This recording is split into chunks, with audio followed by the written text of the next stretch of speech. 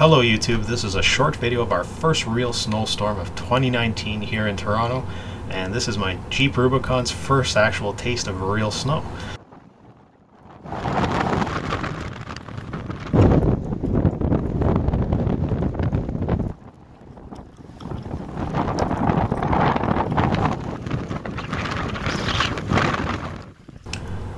So there wasn't too many people in there. I was able to check out pretty quick, and I'm making my way back to the Jeep. Fortunately for me, I did get the option where my key fob can open the doors once I get close enough, and so basically I just get up to there, touch the door handle, and it'll unlock.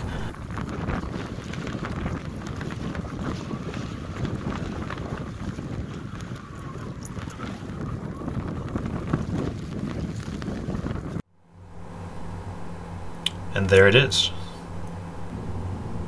Always remember to buckle up.